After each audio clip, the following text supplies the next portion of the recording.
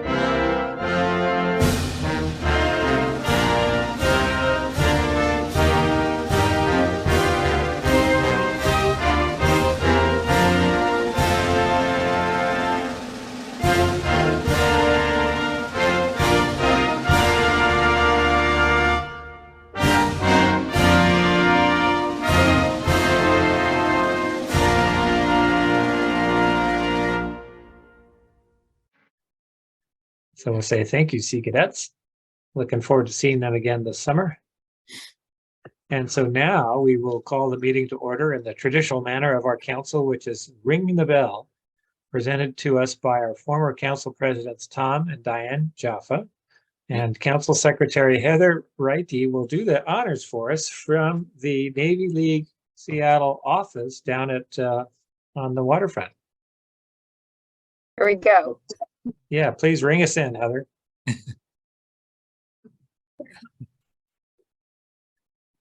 No, yeah, not hearing it. So it's just very good noise canceling, I think. yeah, wow, Yeah. Impressive. Just say ring, ring, ring, ring, Heather. Come on. Ring, ring, ring, ring. Okay, thank you, Heather. Want to just see it? I'll do it, and so you can see that it happens. There you go. There you go. That's amazing. That is That funny. is amazing. Wow, I've never seen that happen before. It's really a great bell. Yeah. You to figure out a way you can cancel my voice, Steve. Yeah. Yeah. Okay, well, so moving on. Our agenda tonight includes several elements. The first part is presentations from two exciting guest speakers, followed by questions and answers. And then we'll hear an update on our programs and an overview of our council's plans for the year, including Fleet Week. And then finally, election of our new council officers for 2023. So in order to accomplish our mission of advocacy and support, we must keep ourselves informed about the sea services, what they're doing, how they're preparing, what they need, and how we can help. And a very important component of American sea power is the extensive maritime base that enables and supports the armed services and merchant marine, which is also a major element of the Puget Sound economy. And for that reason, it's always a pleasure for us to hear directly from local maritime leaders, which brings us to our featured speakers for the evening. And it will be time for questions and answers. So please enter your questions in the chat if you can, and we'll also be able to raise your hands when that time comes along. So first up is Tremain Holloway, principal of Maritime High School in Des Moines. Maritime High School is a new small high school that opened in September 2021, with its first ninth grade class. Maritime is a collaborative project of Highline Public Schools, the Northwest Maritime Center, the Port of Seattle, and the Duwamish River Community Coalition, with many community and industry partners engaged to support its students. You've read about Maritime High several times in our council newsletter. So here to talk about it is the principal, Tremain Holloway. Welcome. Thank you so much, Steve. And thank you all for allowing me to be in this space with you all tonight. Hopefully you all can hear me. I just want to make sure. All right, perfect. Before I continue on. Again, good evening. My name is Tremain Holloway. And if it's okay with you, I would like to share my screen. I have a couple of slides just to guide the conversation. And as Steve mentioned before, definitely want to be open to a Q&A towards the end, but I wanted to make sure you had some slides just to kind of gather ourselves with. So give me 1 second as I prepare to share my screen. Okay, you should be able to. Okay, perfect. And let me know if folks can see it. Great. Give me a thumbs up. That would be perfect. Yep. All right, I'm seeing thumbs. Perfect. All right, so here we go. Let me start. All right, like I said, I want to be brief, but anytime I'm presenting or speaking to any audience, I always just love to be able to do a land and people's acknowledgement. So I want to make sure I do that first before I begin. We begin by acknowledging that we are on ancestral land, stewarded since time immemorial by the Salish people of the Duwamish, Green, White, Cedar, and Upper Puyallup rivers. Many of these giving birth to the contemporary citizens of the Muckleshoot Indian tribe. We honor and give thanks that we are able to collectively engage in this conversation on their sacred homelands about the future of teaching and caring for our sacred children and youth.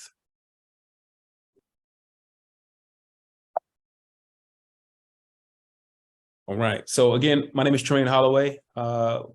Just a little bit about me, and I know this is about Maritime High School, but I'll share a little bit about me as well, beyond what Steve actually had said earlier. Originally from the East Coast, North Carolina to be exact. My mother was an educator for 39 years. She actually taught me when I was in high school. My father was a deacon in the church I grew up in. My sister currently works on the elementary level. My grandmother was a community organizer during the civil rights movement. And so she worked with folks like Jesse Jackson and Al Sharpton during those times. So somehow, some way, shape, or form, I always knew that I would be involved with helping other people and more specifically helping youth evolve. And so I'm just grateful that I've had that lineage and that tutelage growing up to become an educator. So I was conditioned to be an educator, and at heart, I feel like I'm a lifelong learner and educator. I'm grateful for those folks who came before me so I could have this opportunity that I have now. As mentioned before, I've been in Highline Public Schools. This is my 7th year as an administrator. Previously served as an assistant principal at an aviation high school here in the greater Seattle, Washington area. Also served as a principal at Highline High School. And then now, over the past 2 years, I've had the privilege and honor of founding Maritime High School, which was a coalition of the organizations that Stephen actually mentioned earlier, Duwamish River Community Coalition, Port of Seattle, and Northwest Maritime Center up in Port Townsend, really came together with Highline Public Schools and our phenomenal superintendent, Dr. Susan Enfield, at the time, as well as our current superintendent, Dr. Ivan Duran, and really saw the vision to create a school that was geared towards the maritime field and industry. So just grateful to be able to have this opportunity and grateful to be at the helm and leading this work. So that's just a little bit about me.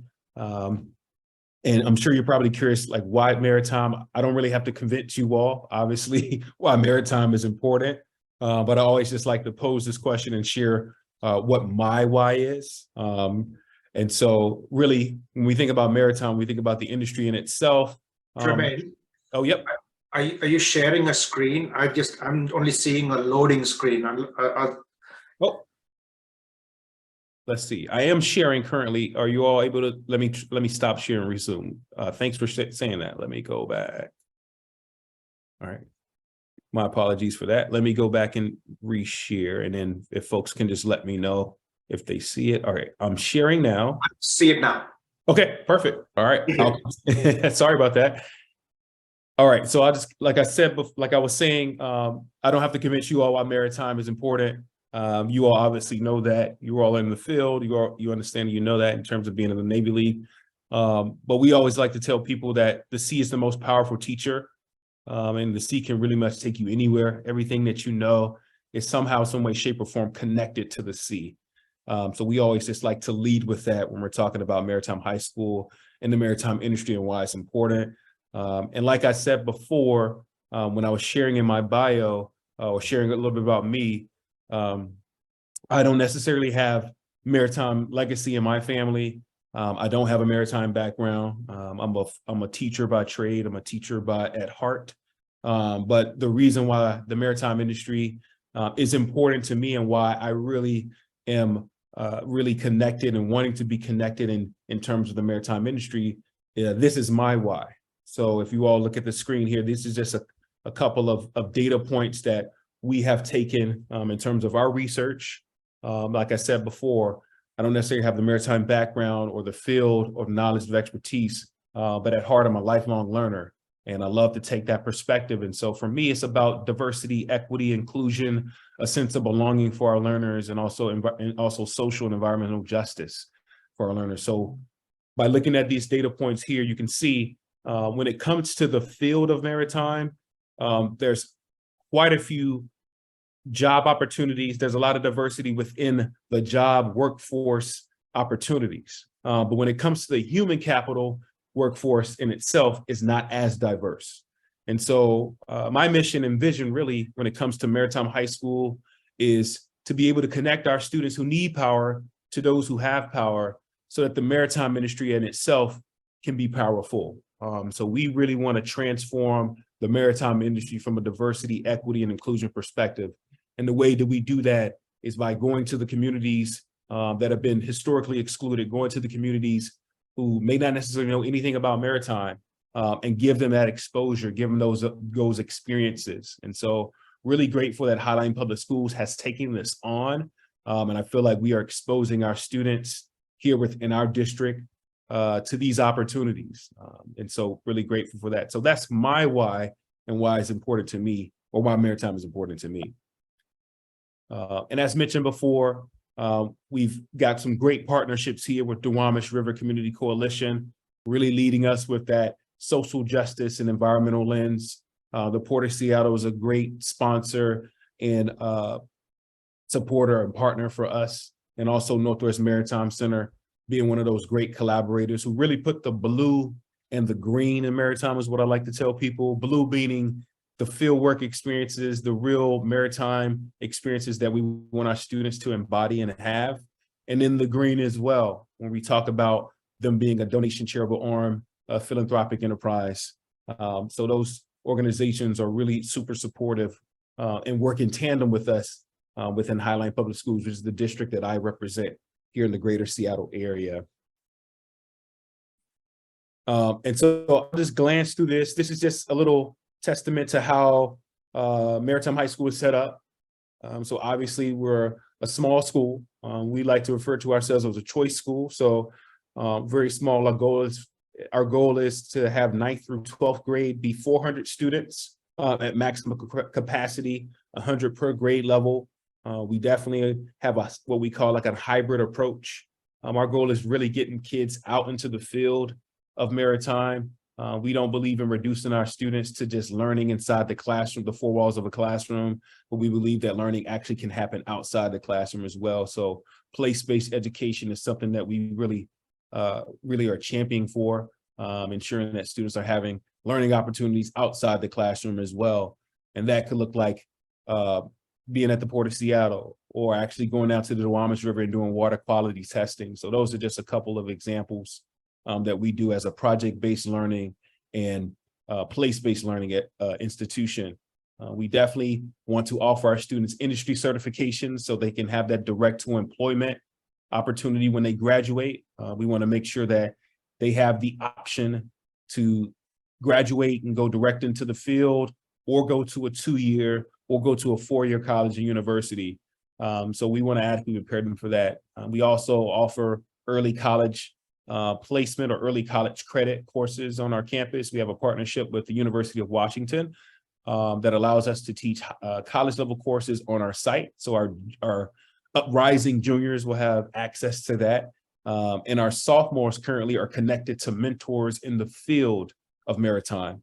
And so they're getting that experience learning from mentors in the field, getting a better understanding and knowing what vessel operations mean, what maritime construction means, what marine science means. And so those are the fields that we really focus on to ensure our students know what they want to do when they leave high school, specifically at Maritime High School. So that's just in a nutshell what we really and how we are set up. And so I want to digress with talking here, and I just want to share a little video that really talks about what learning looks like at our school. And then we'll kind of conclude and open it up for questions. So let's make sure that this volume is working.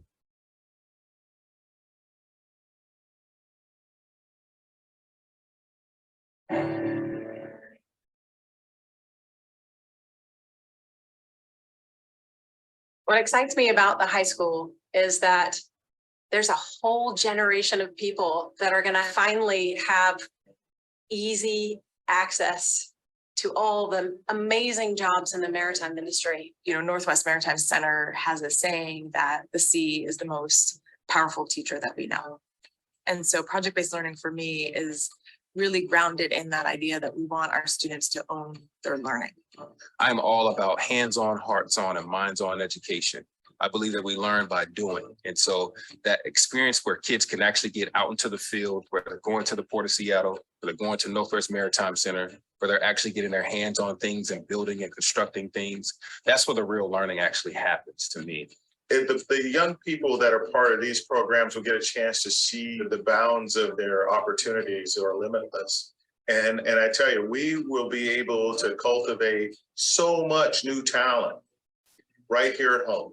Helping underrepresented neighborhoods like South Park, like Georgetown, having young people from those neighborhoods that are less supported and typically have less generational wealth to start getting some of these jobs, then they'll bring that wealth back into their neighborhoods. How the Maritime High School is focusing on BIPOC communities. I think that's really special to see these youth getting this knowledge coming into the space and then shaping the space, because as we know, like the maritime industry is looking for bodies and they're also trying to cater to a new audience. I believe this high school is just going to be a multiplier for the maritime industry.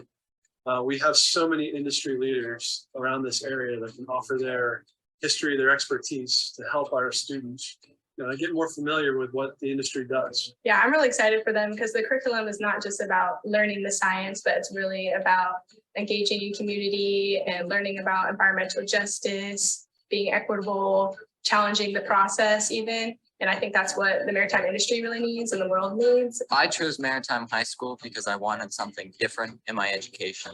This school is giving me and my classmates a unique opportunity to learn in different ways.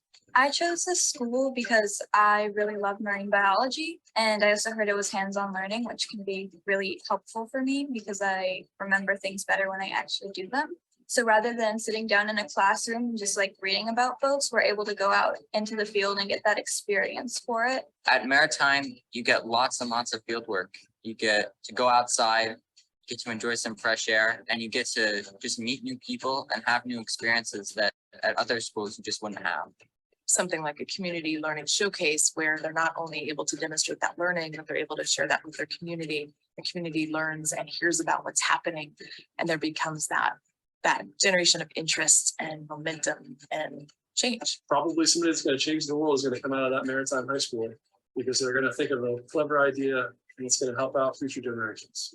When students start to realize that they are active participants in their own learning, that really can be transformational.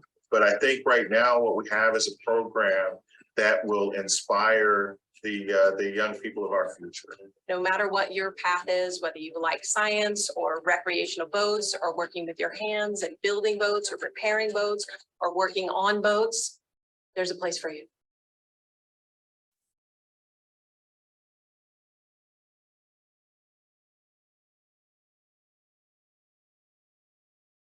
Right.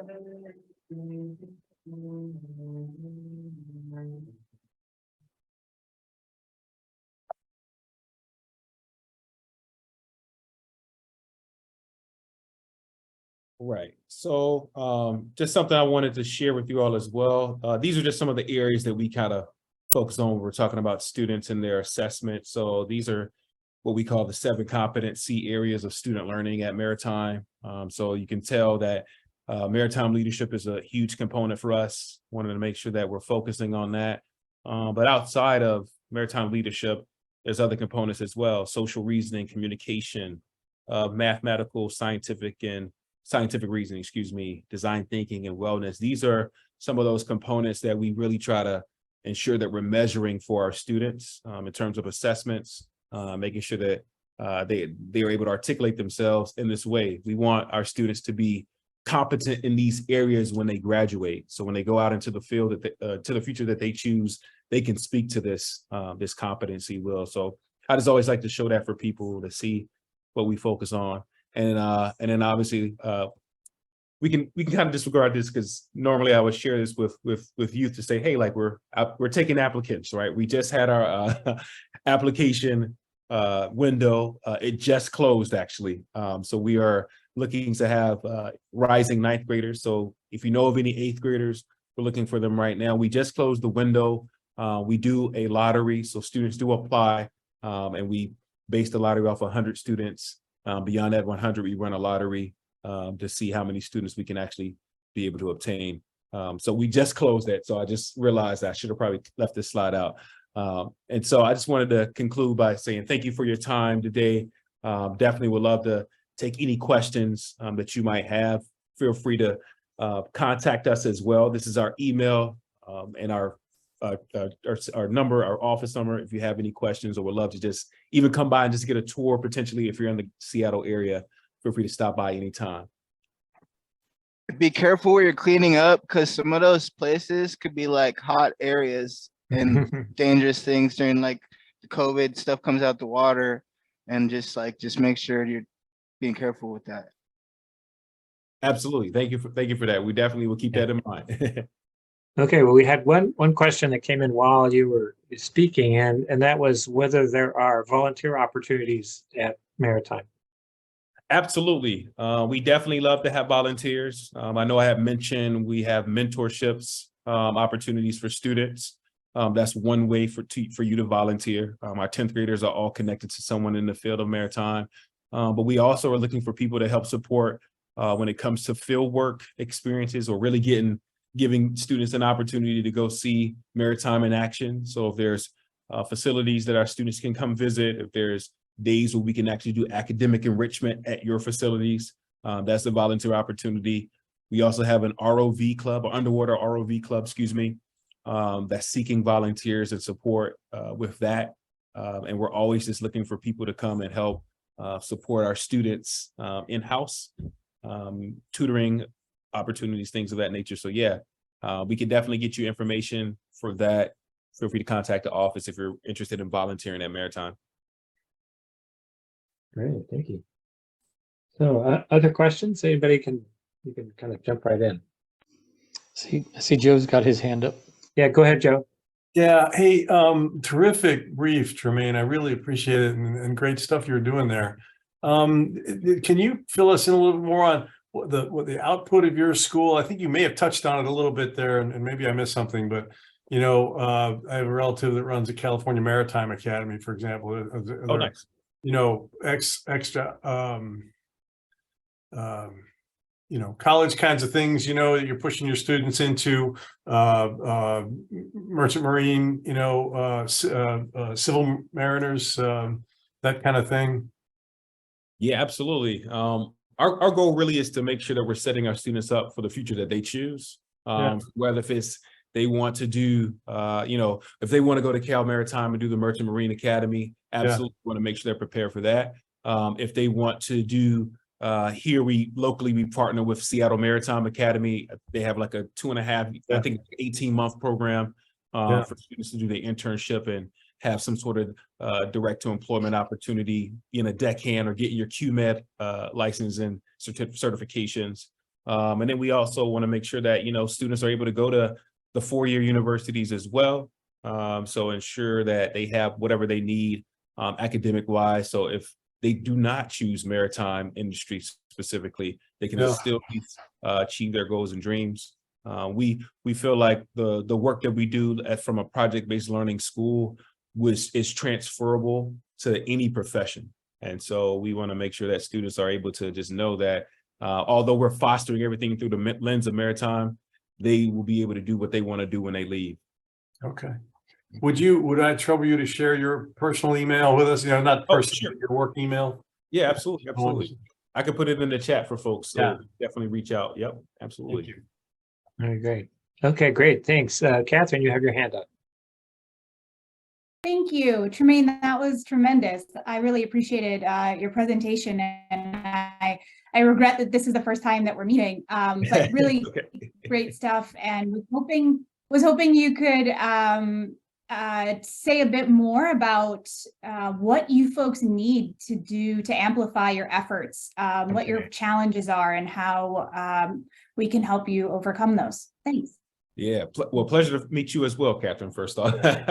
So awesome. Yeah, I think one of the things that we are challenged with, obviously we're relatively still new. This is year 2 for us. So building and growing, we definitely have an entrepreneurship mindset. And so in order to keep the program sustainable, we definitely would love to be able to have that charitable donation arm. I'm not sure if you all are familiar with how funding works in schools, but there's typically a per pupil funding, and the type of academic program we're providing for our students is we kind of estimate it as whatever that per pupil funding is, depending on what state you're in or what city you're locating in. We estimated in Seattle that we actually need at least $4,000 above that per pupil to provide students with the fieldwork experiences, to provide them with on-the-water activities. And we partner with Northwest Maritime Center to be able to have our students on their vessel, the Admiral Jack. And so it costs money for moorage. It costs money to, be in the business of owning vessels. So definitely thinking about those things, because those things are obviously important for us and it's important for the maritime industry. I also think about recruitment and retention. We want to get the word out there about Maritime High School. I'm not sure if everybody knew about Maritime High School before you came to this meeting tonight. Hopefully you are going to be believers of the program and want to be advocates as well. So we definitely want to get the word out there that we are a regional high school. So we don't just necessarily take students from the Highline Public Schools district. We take them from all over. As a matter of fact, we have students who are coming currently right now from Port Orchard all the way to Olympia. So we have a lot of students who are very interested. We're not the typical neighborhood high school, but we definitely want to make sure that folks know that we're a regional school. So recruitment and retention, both for students and staff, definitely be beneficial for us, and volunteers as well, like we mentioned also. And then last but not least, I'll say we have an interest in making sure that our students have internship experiences their junior and senior year. So if there's opportunities for you all and your organizations, or the organizations that you represent, and places that you are working in, if you're interested in being able to host a few teenagers to have an internship experience, we would be greatly appreciative of that. So those are the 3 areas I think we are looking for support in that will help us grow as a school.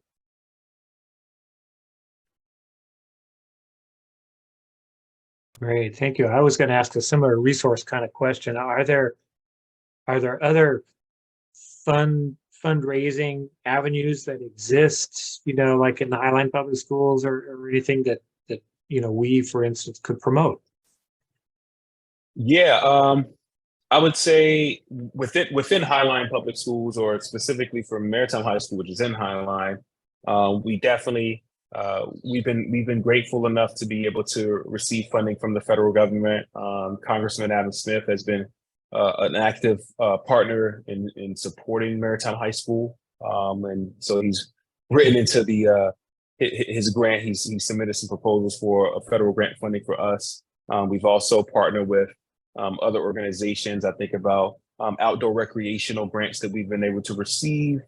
New School Ventures Fund, which is, I believe, is Mackenzie Bezos's organization that she supports. So we've been able to receive some grants through that as well. So we're always looking for different charitable donations and more just to keep the program sustainable, especially while it's in its infancy phases, of being year 2. So definitely want to make sure we have that support. Governor Jay Inslee just visited our school, so hopefully that will give us an opportunity as well to get more state funding here within the state of Washington, as well as Senator Patty Murray also has just recently visited our school. So we're getting a lot of notoriety from some highly elected officials, and so hopefully that will continue to allow us to be able to be written to some of those federal grants that folks are putting in place right now and vote those in. Okay, and a question from Catherine actually about what federal department are your federal grants coming from?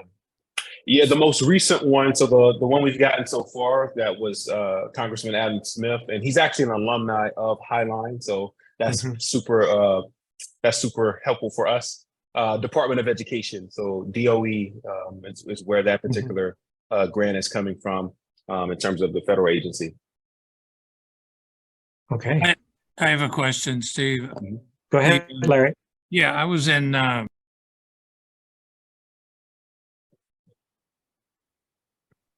Hey, you're muted, Larry. Yeah, I was going to say. yeah. There you go.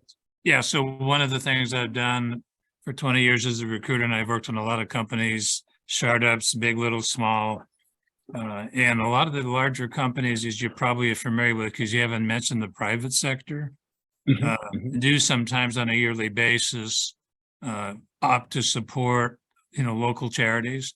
And I would think that might be an avenue for whoever does your fundraiser, or if you had a volunteer willing to explore that option, because you might be able to get some funding from those organizations, I think, that'd be willing to support, especially a local endeavor like the high school. Absolutely. I can't name all of them off the top of my head, but I know we've been able to get some local support here. One comes to mind for me most recently is Lake Union Dry Dock here in the Seattle area. They've contributed tremendously to our campaign, and I also think about Port of Seattle, which I mentioned already before. They've been huge contributors to the work that we're doing at Maritime High School. But yes, definitely getting the private sector involved is awesome, and definitely wanted to make sure that they know that this is not just us asking for an investment in us, but they're actually investing in their future as well, because we believe that what we're creating is going to be the future generations for the maritime industry. Yeah, so I'll reach out to you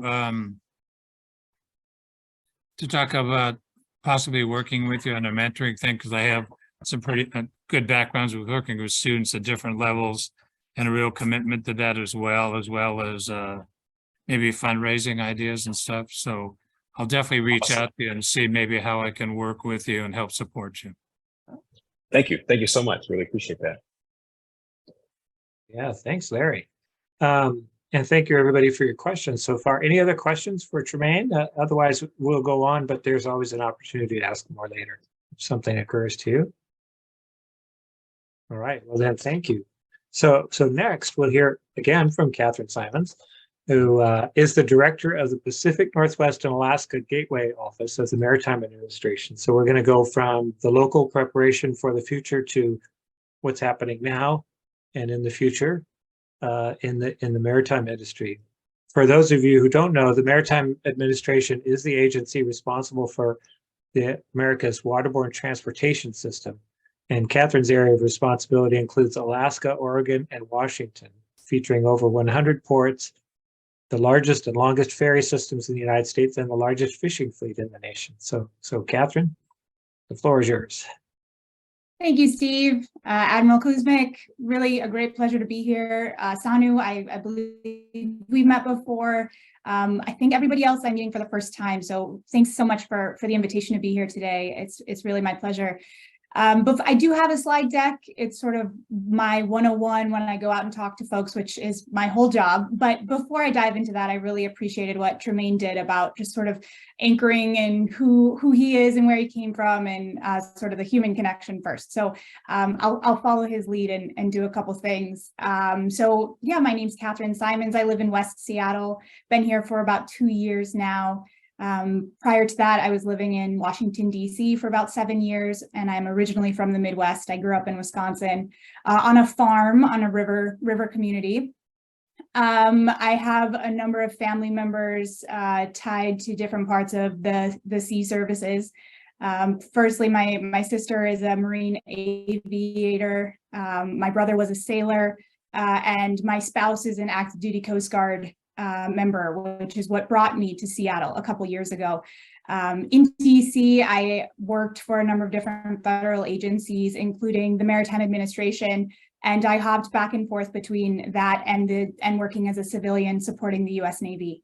So lots of different, it's always a fun story. We don't get into the Army-Navy wars or anything like that, but certainly lots of family connections as well as professional connections.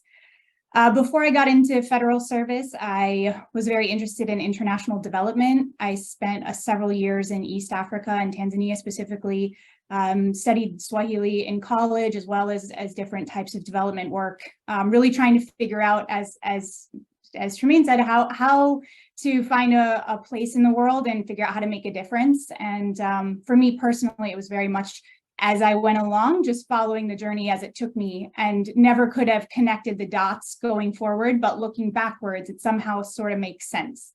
So I think that's there's no obvious path that I've ever followed. And so I'm always eager to engage with young people and peers, colleagues, about how we can each find our path in the world.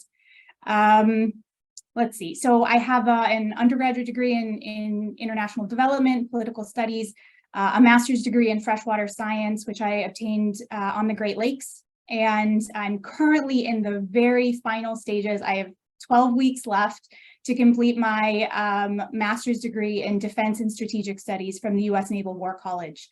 So I'm very excited to almost be done with that. And Admiral Kuzmic, such a serendipitous occasion here to be in the same virtual space as you, because your name came up just last evening with my professors for one of my classes up in Everett every Wednesday night with Bruce Clark and retired Admiral Jamie Kelly. And so I think they were, we were talking about all sorts of stuff. So small world is the point of that story. It is a very small world, Catherine. Yeah.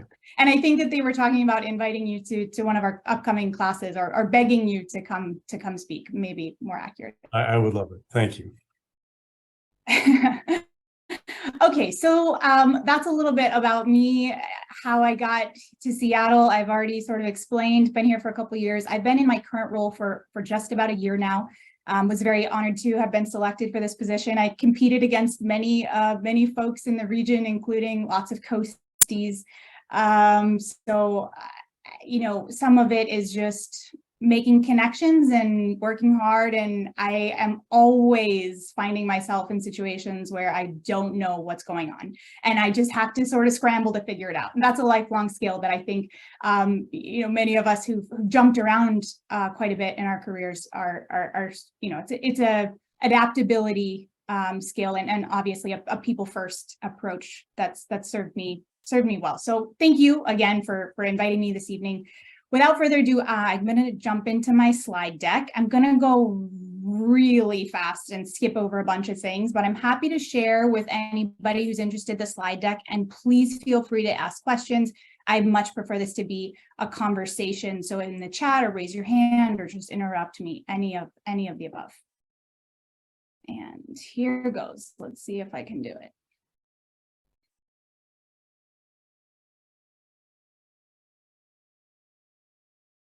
Get on the right screen here. Yeah, we're seeing it now. Wonderful.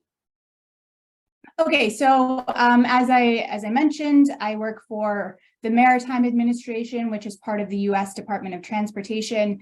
My title is the Gateway Director for the Pacific Northwest and Alaska region. My thoughts today for how to organize my my remarks are as follows. I'm first going to talk about what the U.S. Department of Transportation does, the Maritime Administration within USDOT, the gateway offices, which is what I do, and then our security mission, which is one of several pillars that MARAD has, but I think is most applicable to the conversation, or at least to what I presumed the audience would be interested in talking about tonight.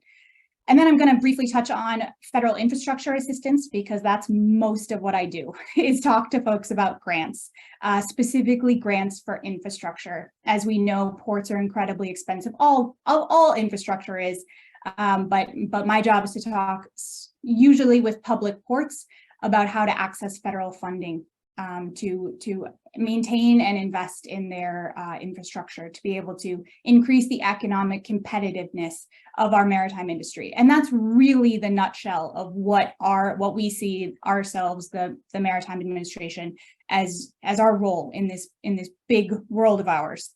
So we do that in a number of ways, through grants and financing and partnerships and lots of other things like education and research.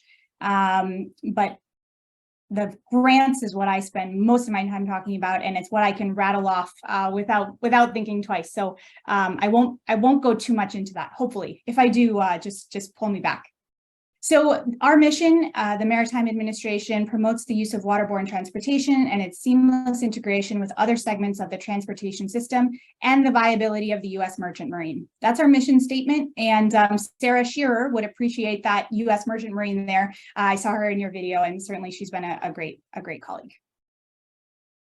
Okay, so we are part of the U.S. Department of Transportation, a cabinet-level federal agency based in Washington, D.C. and Navy Yard, where I had the pleasure of working for a handful of years, both for MARAD previously in a legislative affairs capacity, and also previously in a congressional affairs capacity, and also for one of our sister modes. We used to call them, now we call them operating administration. But for context, the U.S. Department of Transportation is broken into a handful of different organizations under this umbrella. And so the Maritime Administration is the part of the organization that I represent. You're probably familiar with FAA, Federal Highways, FRA, Federal Rail has been in the news way more than they would like to be these recent weeks. And I used to work for PHMSA, which is the Pipeline and Hazardous Materials Safety Administration, who I'm sure are also very busy with the Ohio spill. So we work together in the maritime industry. As I'm sure you're all aware, it's not just ports, right? Ports are pretty useless unless they have intermodal connections, often with rail and highway being the most utilized. And so depending on the flavor of the project, we might team up to implement those grants, or we might move in on a federal rail project if it's has a large maritime component. So the Maritime Administration is fairly small within USDOT. We have approximately 800 employees, which might sound like a lot, but within the federal world, that's quite small. We're national, of course, with folks all over. We have about 270 at headquarters, 264 at the U.S. Merchant Marine Academy, which has already been mentioned. I love that when people tell me about Kings Point, and the gateway offices, which is what I do, as well as our fleet sites. We have ships around the country, which I will certainly touch on a little bit, including 2 in Tacoma and Tremain. If your students would like some tours, we can certainly, I'll follow up with you about that. And anybody else who's interested. There's a number of, here's some breaking news, a number of additional ships. So these are former Navy ships that MARAD has acquired, or yeah, I think the acquisition is complete, that are in the early stages of being brought to the region, likely along the Columbia River, to spread out the coverage of the AOR a bit more. So a number of things we do, I've already mentioned some of them, but certainly economic security is where those grants come in to help bolster our economic competitiveness. We have a national security mission, which is quite decisively not my job. That's a different part of Marad, but we're so small, I get to talk about them as if I talk about it every day. But I will admit from the top that it's not my specialty, and so if you ask me some hardball questions, I might have to take them for the record. Other things that we do include education. There are a number of different opportunities. As of yet, no funds attached to them, which I know is all chatter until there's money attached. But certainly centers of excellence around the country and the program, they have been hiring some more staff. So I would be very happy to connect more with Tremain and his program to make sure we're fully aligned there for future opportunities as they arise, as Congress sees fit to fund. Other things include, different types of data crunching. We're really involved in a lot of different parts of the industry. That's our mission. So outreach is my main job, and I have the pleasure of talking with folks all over the region all the time. I get wild inquiries, as wild as somebody sent me a TWIC a couple of months back. Somebody had just found it and they're like, oh, who does maritime? And so I got somebody's TWIC in the mail. So the gateway offices, this is what I do. There's 10 of us, and we try and tackle the maritime industry in our regions to sort of keep an eye on what's going on, to provide support where possible and appropriate, as well as to ensure that the messaging rather from the regions are being communicated back to headquarters. Our leadership, as we all know, is located in Washington, D.C., which is many thousands of miles away. And so they might not be plugged into the implications of what happens when the West Seattle Bridge goes down, for instance, or the permitting challenges here in the Puget Sound with regard to Army Corps and NOAA permits, or, all sorts of different local focus points that I have the pleasure of becoming a subject matter expert on. If you're interested in connecting with any of my colleagues, I'd be very happy to make an introduction. That's also something I do, is sort of act as a directory to anything Marad, or really anything federal government, if you're curious how it works, which is why I asked Tremain where your grant was through. I track this mostly for infrastructure.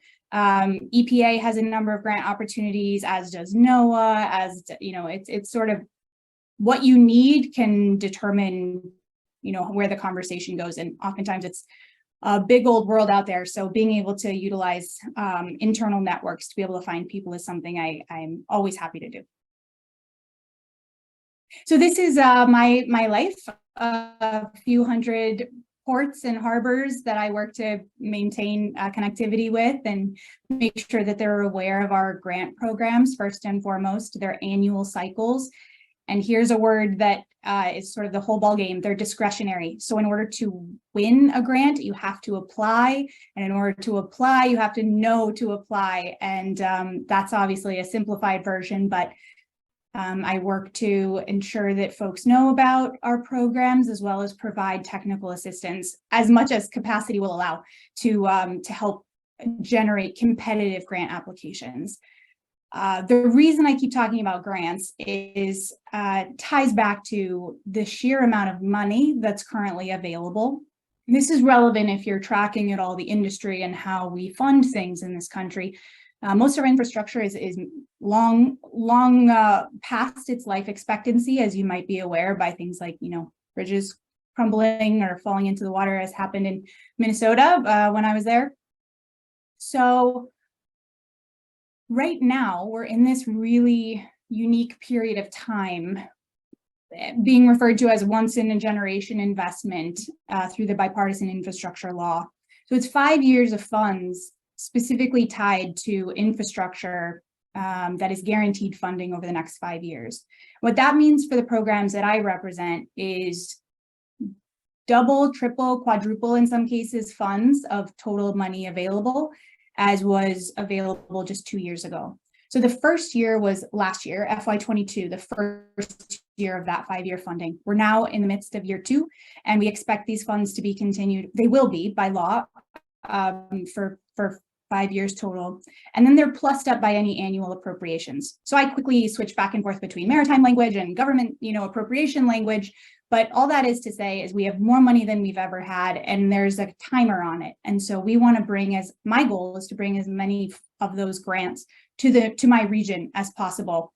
I don't get any reward other than, great evaluations, but I try and make sure that everyone's aware of them, which is of course a challenge in places like Alaska, where there are so many challenges, lots of them from environmental challenges to helping overcome barriers, specifically with Alaska Native communities who are sometimes resource limited in terms of it takes money to make money is sometimes a saying that's used. To be able to submit a quality application that is competitive does require grant writing expertise, and that is a barrier to entry for many. So tribal engagement is something that I've really leaned into and had the backing and prioritization from my leadership to do. So that's something I really there's still a lot of outreach to be done, but the Puyallup tribe, for instance, in our region here has land at the Port of Tacoma. So working with them to figure out how our federal grant infrastructure dollars can support their efforts to develop their tribal land is one example of the types of things that I get to work on. Okay. I mentioned from the top that I assumed or presumed that this group would be interested in talking about national security. I'm not going to go too deep into it, but I just want to share that there are a number of different ways in which MARAD plays a role in this. As I'm sure I'm preaching to the choir here, many folks are aware that the Navy, really any of the services, can deploy and be fully sustained for a few days or weeks maybe, but beyond that, they need resupply.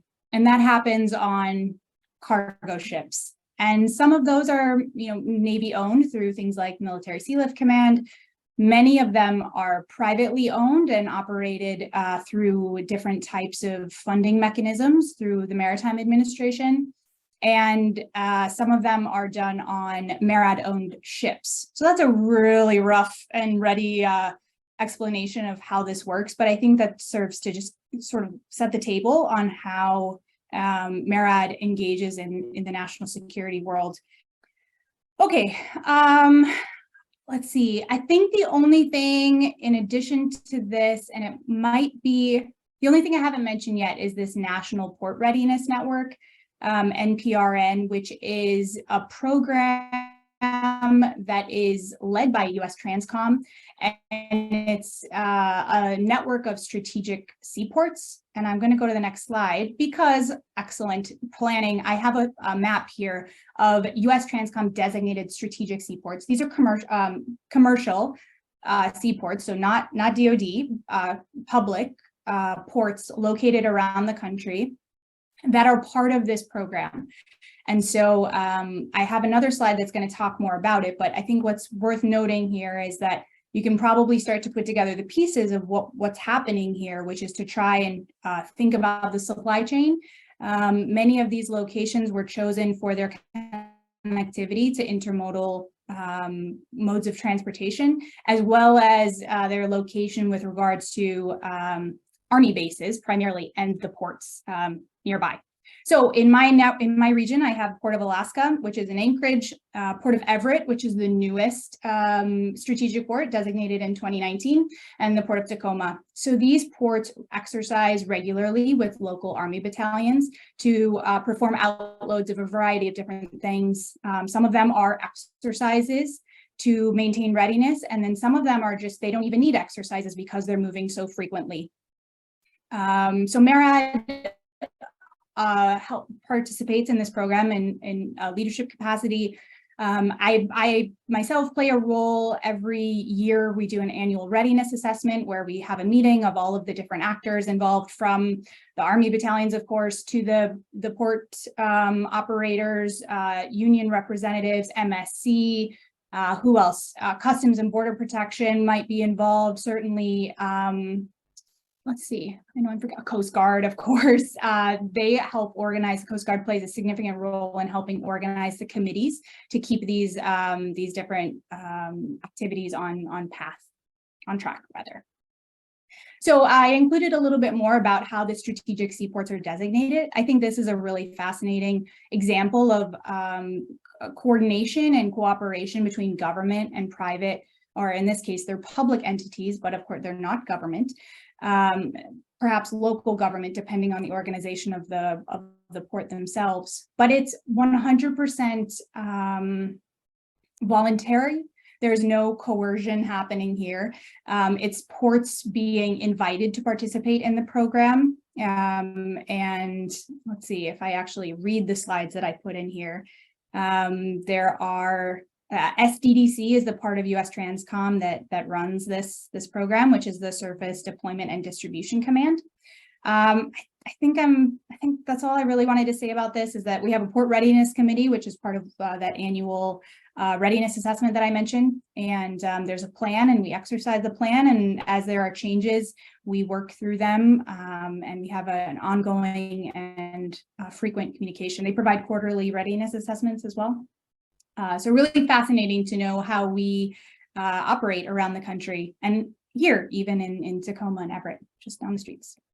Okay, next slide. Here's some examples of how that works. So the ports agree to provide these for previously agreed upon facilities within 48 hours. If there's any readiness changes, they will make those notifications in a timely manner. The port staff maintain security clearances to be able to execute these exercises and movements, and they are compensated for their time. And there's pre-negotiated consensus on what they'll use and when. And we, MARAD, as well as our partners in the DoD, work really hard to minimize the disturbances to the ports themselves, because of course, this is not a business requirement for them. They are truly playing a large role in supporting the nation. Okay, so shifting gears here, I previously referenced that MARAD has a number of ships around the country, called the Ready Reserve Fleet, or RRF. Two of them currently in Tacoma that I'm sure, anytime you fly in or out, I normally see them, or if you're familiar with the Tacoma waterfront, you've likely noticed them before. They are MARAD ships. They are in a state of readiness, or they are the Ready Reserve Fleet after all. So it might look like they're mothballed. They're not, though you would be forgiven if you thought so. Some of them are very, very old Navy vessels that MARAD purchased. And this is a slightly out of date. As I mentioned at the top, MARAD has acquired some additional vessels from the Navy, which are being transferred into our fleet. And so there will be some new additions, hopefully here in the Pacific Northwest.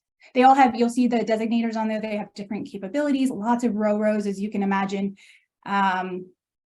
Interestingly, in the hurricane regions of our country, they operate a little bit differently than, say, where we are here in the Northwest.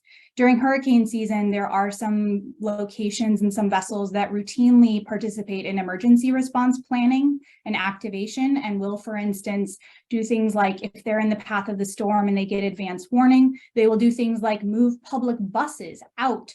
They'll load them on the vessels, they'll move them out into open waters, and they'll just hunker down and wait for the storm to pass and then bring them back. That's one example, but they also serve in a significant way in helping provide food aid to different countries. That's a mission that USAID runs, but MARAD participates through our vessels.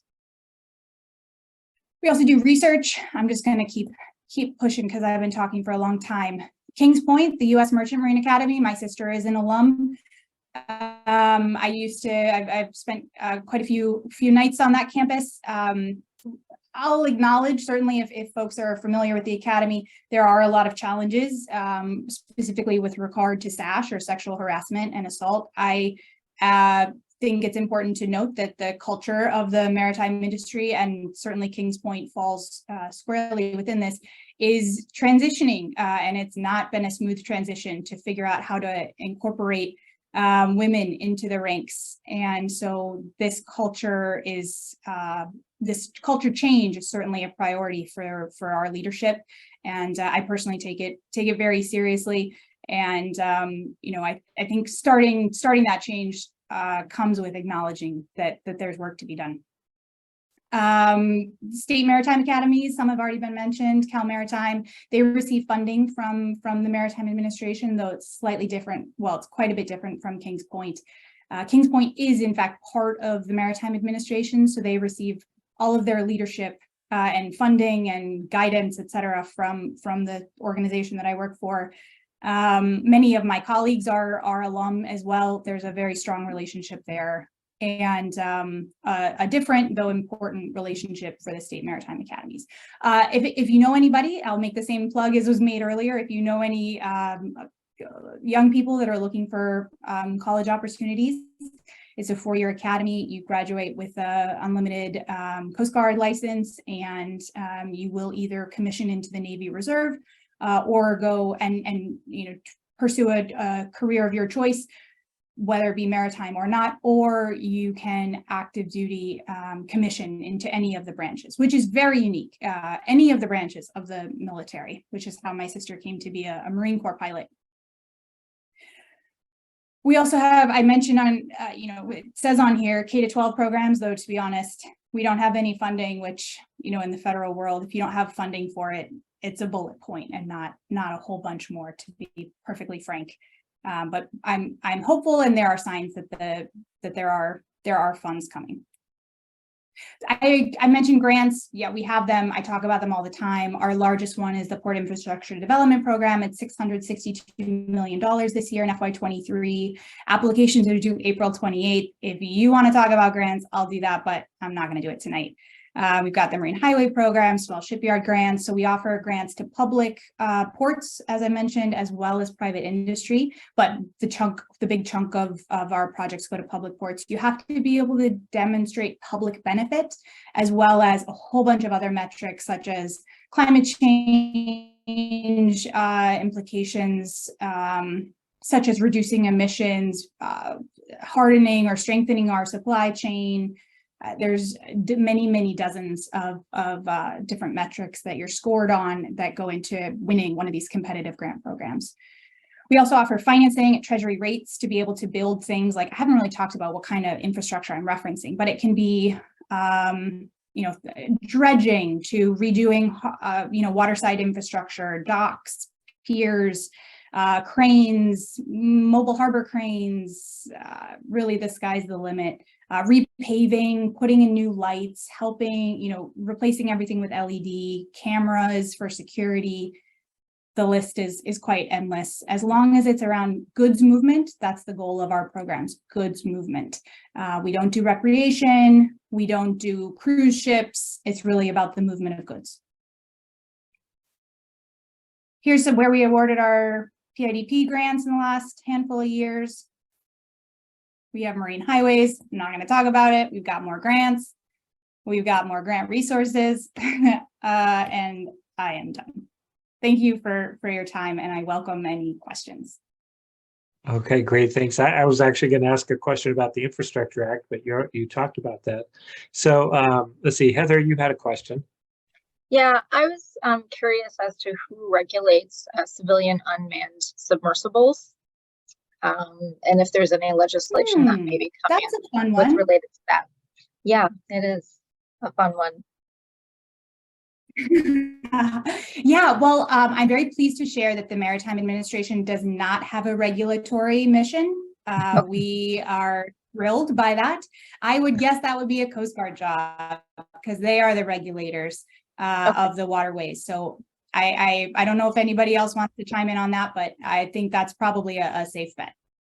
I think that's probably the right place to start. Yeah. Like yeah. The closer to land it is, the Coast Guard's gonna be it. But like as far as like the Navy letting things in past like Bangor and stuff, like the Navy's in charge of that. But like in here, like in the Puget Sound, the Coast Guard is in charge of that. And there's stuff in like Washington that's even made it past like the engineers at like Ballard that it's like out of control. And so that's a really good question. And thank you for asking that. We'll figure that out. All right. And Larry, you had a question? Yeah, well, I had a couple, but so a great presentation. And my little bit of kidding is with all the hats you wear and everything you do you sleep at night very much? But great presentation. I didn't realize the extensive work that your organization was involved with. You use volunteers, and you already covered my other question about internships for probably, college students, masters, PhDs. My last question would be, what could the Navy League do for you? Larry, was that a question for me? Or for Yes, ma'am. Oh, for me. You can keep paying your taxes. You can vote. We already do that. For all of you, I regret not saying this from the top. To all of you active duty and retired, thank you for your service. Helping educate the public about the many roles that the federal government plays continues to be, I think, a challenge for our country to understand the value sometimes. We are not in the lobbying hat. I cannot lobby, right? I'm a federal employee, so I'm subject to many ethical rules and regulations, just like probably many of you are aware. But yeah, I think just figuring out how to help young people. I think it goes without saying. No, let's say it. We are at a tremendous, the maritime industry at large have an incredible challenge of how to hire, recruit, and retain our workforce. And without our young people, where we're headed remains very much uncertain. And so I think that efforts to help bring the maritime industry back into conversation, everybody has a role in that. Great question. Thank you. Nobody ever asks me that one. Yeah, no, and I think that's it fits right into our mission of advocating for the sea services and the maritime power of the United States is to exactly that kind of thing. That's what we can do is we talk up and we talk to members of Congress and things like that. So yeah, great. Thank you. Any other questions? No, just one thing, and I concur with this but I think a valuable way of maybe trying to convince or give value to the youth you're talking about is to have them actually talk to people that have been in the industry, have a real passion for it. I've been out of the Navy longer than I was in the Navy, and believe it or not, I still dream about being on the carrier and flying.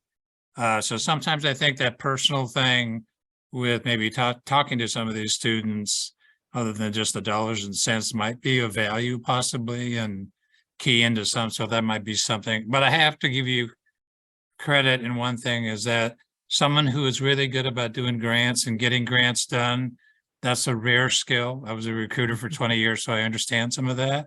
So my hat's off to you, because that's a very, very important role when you can be that successful. So congratulations.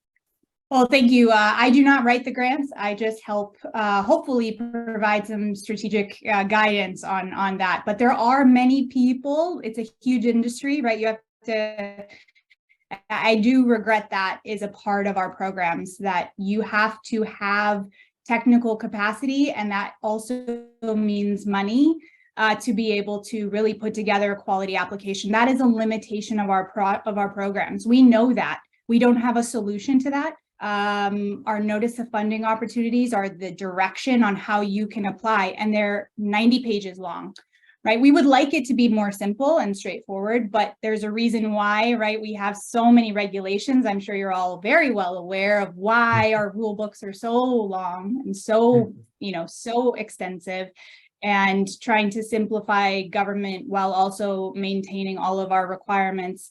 And the safety checks that are a big part of this, right? We are very serious about making sure that there are all of the rules and regulations are adhered to as is required by law. And that takes a lot of time and money, which is, nobody wants to hear that, but it does. Okay, well, great. Well, thank you, Catherine, for being with us tonight. And I hope to see you again in person at some of our events, probably this summer. That'll be great. And for everyone Tremain left his contact information. He had to leave, and Catherine has provided hers as well. If you have other things you'd like to follow up with and can't figure that out, then just please send that to me or Sanu, and we will make sure that you get connected with them. But this kind of thing is what helps us do our job, fulfill our mission as Navy League, is advocating for the maritime sector, and it's something that a lot of people don't know much about. So I think it's very useful for us. Thank you. So everyone, now we're going to move on to the next part of the meeting. And Catherine, if you don't want to stay for the rest of this, that's fine too. But we're going to move on to the council business portion of the annual meeting. And we'll start with an overview of council's activities and our plans for this year, 2023, including Fleet Week. But first, I'd like to, if you could put up the award slide, I want to point out that I'm happy to report that because of the work that all of our volunteers have done, we were recognized again by the National Navy League as one of a dozen or so outstanding councils among the more than 180 councils worldwide in 2021, which was the 16th time that we've gotten that award. We were also recognized for our website, our newsletter, and our social media. So thank you to everybody who made that happen. The awards for 2022 will be announced later this year. And I would also like to mention and thank those who've made this possible, particularly Whitney Moore, who's not with us tonight, but she's the reason that our social media earned a gold mention this year. And I'd also like to mention and thank Sky Deming, who is our outgoing treasurer. And he's also not able to be here as a sick child tonight, but it's volunteers like them that have made what we do possible. So the next thing we'll have is a series of short updates on several of our ongoing programs, starting with Jeff Davis, our former council president, and for at least a little while longer, our vice president for finance.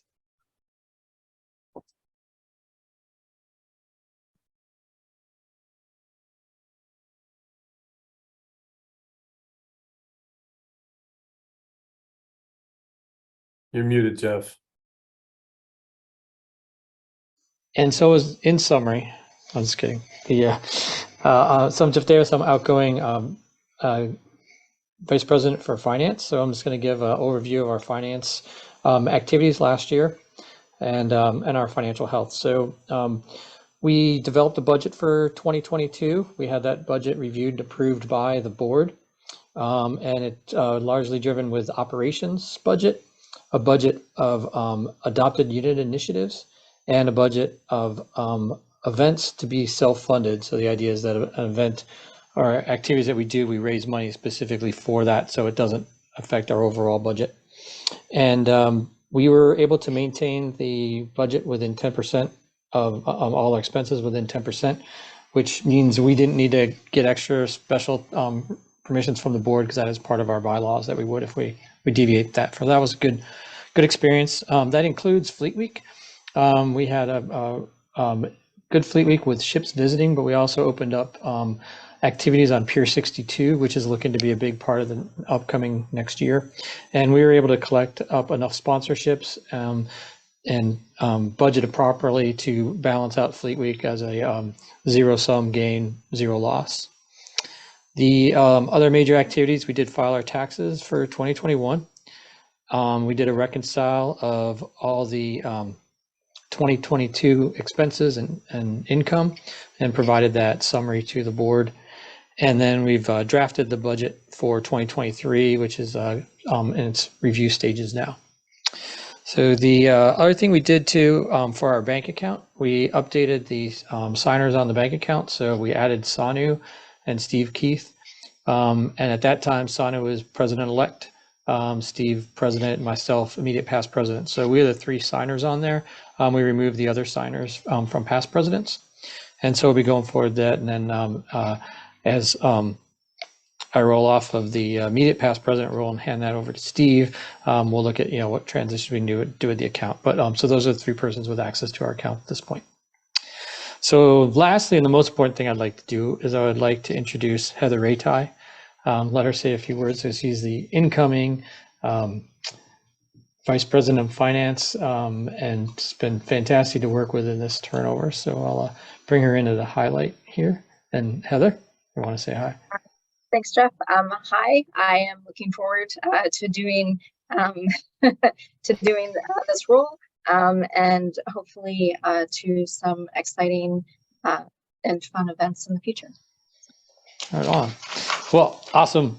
I can't tell you how much I appreciate you coming aboard. Actually, thanks to the council, thanks to the board. The insight into putting things together, the response on the budgets, the tracking and the questions, really helpful to make sure that we maintained a good financial health and accountability. And, we've established the practices that we'll be able to continue this year and beyond with Heather in the helm. So that's all I got, Steve. Oh, okay, great. Thanks, Jeff. Thanks, Heather. One quick question for you, Jeff, just so everybody knows.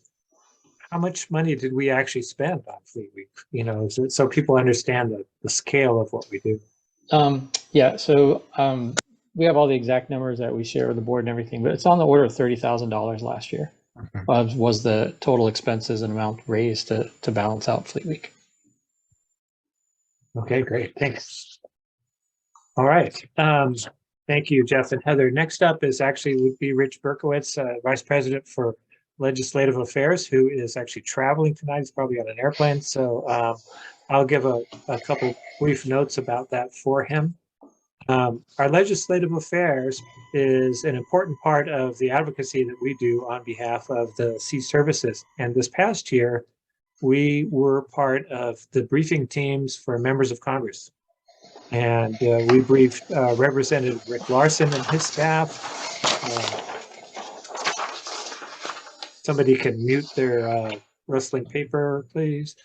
And we briefed Representative Adam Smith, who at the time was the chairman of the House Armed Services Committee, and his staff.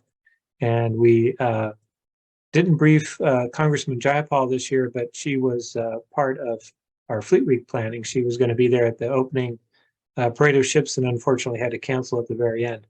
But this is part of what we do is talking to members of Congress, making sure that they understand priorities as the Navy League sees them about the support that our sea services need. And so Rich has been doing a great job with that. He's the one who coordinates all this stuff with the congressional staffs and gets the briefing team together, and it's worked out really well. We anticipate being part of a similar briefing effort during the coming year as the new Congress takes shape and as they begin to work on the defense appropriations bills. So that's a quick minute on legislative affairs. And now Joe Kuzmic, our Vice President for Military Affairs, will talk about our military liaison and adopted units. Oh, thanks, Steve. Yeah, I just wanted to mention, the adopted units. We have 14 of them. Some of them are, I'm good, right? Are deployed, and Nimitz is out in the South China Sea as we speak. Occasionally communicate with a couple of the folks on board there, for example, but we've managed to move forward in baby steps some of the initiatives to connect a local civic organization or civilian people, some of which are in the Navy League, to individual sponsored units. And the idea is to create an enduring and passed down liaison between the two. And a couple of examples that have worked out pretty well lately. Our very own Larry St. Pierre on the call here is connected to the NTAG, or essentially Navy Recruiting Northwest, as an example.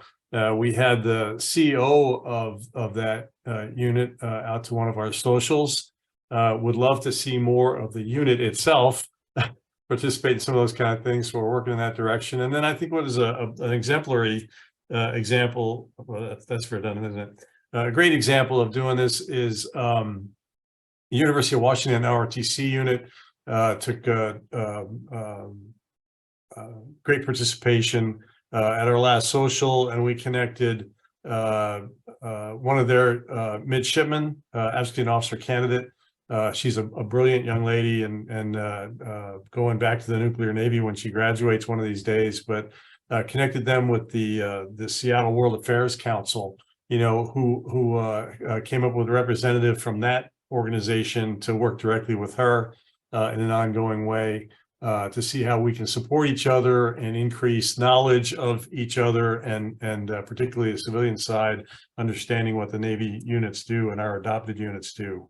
The World Affairs Council obviously fascinated to learn of, you know, young naval officers coming up through the ranks or getting ready to launch out into the Navy and engage with the world in the same ways that they like to talk about at the World Affairs Council. And it was really gratifying. We were down at the Queen Anne Beer Hall here for a while.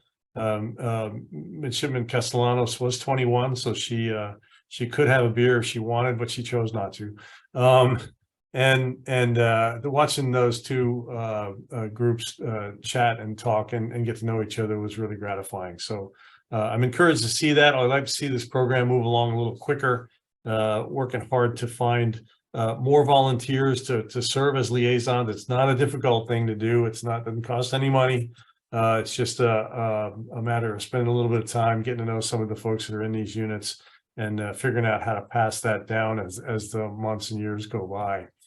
So that it continues. I think most of you realize that one of the troubles we have in this Navy League world is that certainly on the military side, the sponsored unit side, folks change over very quickly in the space of a couple of years, and oftentimes those connections get broken. So that's the idea with that. We have $500 to give these commands, hoping to actually do that this year to use for their commands. And one example came up would be a graduation sword to the top graduate at the University of Washington. Hey, if you can get into my military stuff, you can get $1 million for each one of those commands. So I'll give one. I'm telling you right now, you can get out of me, Corio. I got all kind of money in my gist stuff and all that. I didn't quite follow that. I'm sorry. If you can get into my stuff, it's Corio Hofstad. You just give, like, I'm giving you authorization to like just throw $1 million at each one of those units. Oh, okay, gotcha. Yeah, thank you. I'll get right in my checkbook Yeah. here. Anyway, Steve, thank you. I think that's all I've got for the group tonight. Great. Thank you, Joe. And I'll brief you a little bit about the planning for Fleet Week. So Navy League is one of the sponsors of Fleet Week, as you well know, along with the Port of Seattle and Seafair, of course. And we work with the Navy and the Coast Guard and the Royal Canadian Navy to make it all happen.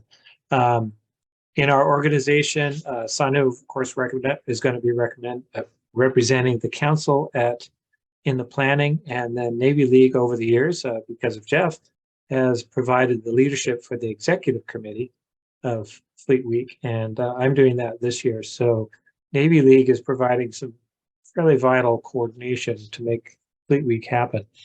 As you know, last year's Fleet Week was the first time in 3 years that it was a big live event, and it was a big success.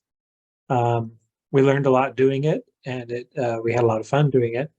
Already working on Fleet Week 23, which will, of course, will also be in person. It's going to be August 1st through 6th this year.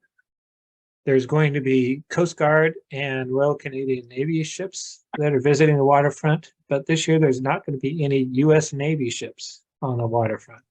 They are not going to make it this year, unfortunately. The Blue Angels will still be here, of course, and they'll be part of the air show over Lake Washington. And as Jeff mentioned already, Pier 62 is going to be a big center of activity on the waterfront this year. Last year, we kind of pioneered this with about 3 days worth of activities, and that's the middle picture on the bottom there is at Pier 62. There's band performances, there's displays, there's visiting small Coast Guard vessels and probably small Navy vessels this year.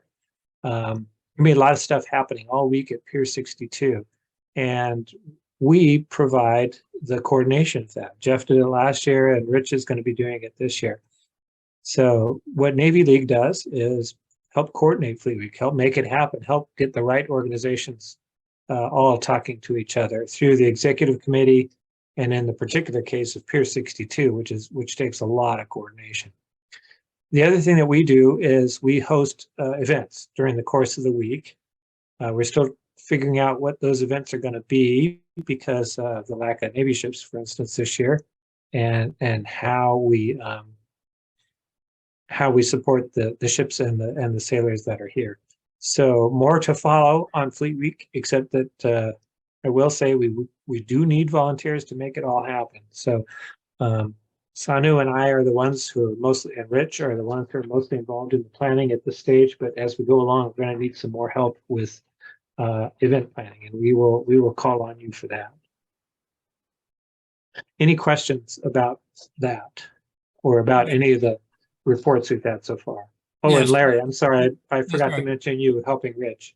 Oh, no, my question is, will we have a 3-day event again on the pier, or has that been decided yet? No, we're talking about 6 days on the pier, Tuesday through Sunday, so the whole time. Oh, 6 days now. We're talking about having programming on the pier. So it'll be a variety of things over the course of the week at Pier 62. And for those of you who've not been to Pier 62, it's a new open park space on the central waterfront, basically, that's managed by Friends of the Waterfront. And it's now the new Fleet Week Central. So it's gonna be great.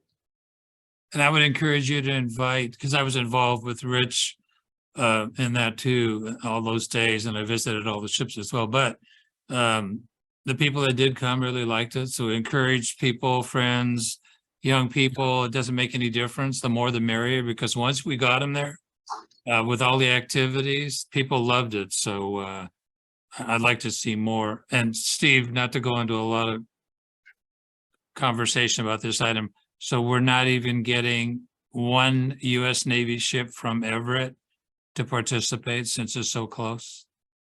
That's correct. We expect Navy ships will probably take part in the parade of ships. Okay. And they will probably host a ship rider program for that day, but there's not going to be any Navy ships, Navy gray hulls tying up on the waterfront. I think it tore up the aquarium or something. There's an issue. No, it doesn't have anything to do with the aquarium. It has to do with pier space. So I can engage with anybody afterwards if you want, but it's the Navy's made the decision that they're not sending any ships here this summer.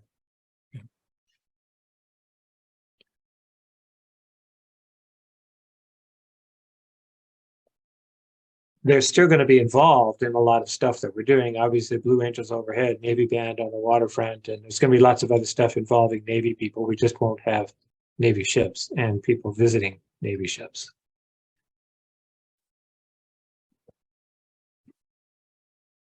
Okay, any other questions about Fleet Week or about? Can we do a parade or something? What are you doing? Like a parade, maybe? Like before we've done like where we clean up like maybe we go down 3rd Avenue, we clean up the street, make sure it's clean, and then we do a parade down it, and then it's cleaner after we leave. It's like one of those type of old school things. We've done that before in like California. It worked. It was nice. Yeah, I think there'll still be the torchlight parade that we coordinate with Seafair. Yeah. All right. And that'll have some military involvement, the bands. Make and sure we such. clean the streets before we do it. Make sure it's nice clean for these people to see us on camera and stuff. Oh yeah, Seafair's experts at that. Yeah, all right. And Steve, the other thing, as I was listening to both of the excellent presentations, to see if maybe some of those folks can have a table to be involved with it, especially now we're doing 6 days instead of 3, because I think that would be really an interesting presentation if they can do that. Just a thought. Yeah, that's a good idea. We'll engage with Tremain to see if there's something that they might want to do. Absolutely. Okay, thanks. Okay. Then moving on. The last item of business is council elections. So the first meeting of the year, we elect a new slate of council officers, which is the last thing we need to do this evening. And I'll turn it over to our secretary, Heather, to walk us through. Good evening. Of course, my computer just died on me, so I'm on my phone reading on the screen right now. It's all good. So earlier this year, according to the council bylaws, we nominated the following slate of individuals, which was endorsed by the council's board of directors following the meeting on January 5th. And since I've never done this before, this is my first time. As you can see, I'm on this list as well. We nominated for president Sanu Chakko. Sanu, correct me please in pronouncing your last name. Vice President for Military Affairs, Joe Kuzmik. Vice President for Legislative Affairs, Rich Berkowitz. Vice President for Resource and Development and Outreach, Mark Holler. Vice President for Finance, Heather Raytai. Judge Advocate, Hunter Abel. Treasurer, Jeff Alstrick. And Secretary, Heather Raytai. Did you guys just change that? The Jeff? That was a different Jeff before. Yeah, I corrected that. Oh, okay. He has recently changed his last name. Yeah, sorry, I had it written the old way. Yeah. You guys weren't supposed to see that. It's like a call sign, I think. And so per the script, I believe as we've voted on these members. And then Steve, if you can walk me through what the script says, because I can't see it on my phone. Yeah, sorry. So the board, the board endorsed these nominees for your consideration, and now we vote. So it's a majority of those who are present. So if we look at the screen and watch people raise their hands, we'll call for a vote, and you can ask for a vote on this slate. You can vote them all at once. Okay. For those in favor of these nominees, please raise your hand via Zoom. Okay, so I meant the button on Zoom so we can count, but that's okay. We can do it again. Thanks, Joe. Yeah, do you do that again? How do you? Or yeah, we can do the emojis and put a hand up or a thumbs up. Yeah. Actions on Zoom. We could also go to the other gallery view and physically put our hands up too, I suppose. Okay, well, I see that we have All right, everyone has, so we have at least 3 hands raised. I see 4, 5, Yeah, 6, I think 7, at 8. this Okay, point, this is I've seen them all. I think it's unanimous. unanimous. This is unanimous. Yep. Yeah. Unanimous. Okay. All right. Excellent work. All Everybody. right. Okay, excellent. Thank you. And ordinarily we would have Steve Westover is supposed to be here, but he's not here tonight. So we swear in our new officers, and since I'm not one of those new officers, I can do that. So I'll read it for you, and you can follow along with me. Those of the officers that are here. Okay, so there's a long preamble that goes to it, but here's the oath. It says, "I do solemnly swear." I do solemnly swear that during the term of office for which I have been elected, that during the term of office for which I am elected, I shall faithfully serve to the best of my ability. I shall faithfully serve to the best of my ability. The interest of our nation. The interest of our nation. Its maritime services. Maritime services. And the Navy League of the United States. And the Navy League of the United States. That's it. Okay, so welcome. Thank you, Heather, for walking us through that. And I will now hand off in a symbolic way. Here's the gavel, handing off to Sanu, our new president. Thank you so much, Steve. Thank you, Heather, for conducting the election. Friends, thank you all for being here today. But this concludes the official business of this meeting. We look forward to the time when this would mean a return to conversation around a dinner table. And we'll keep the Zoom call open for a couple of minutes after the formal meeting is over. Steve, if you can put the slide of the sponsors, please.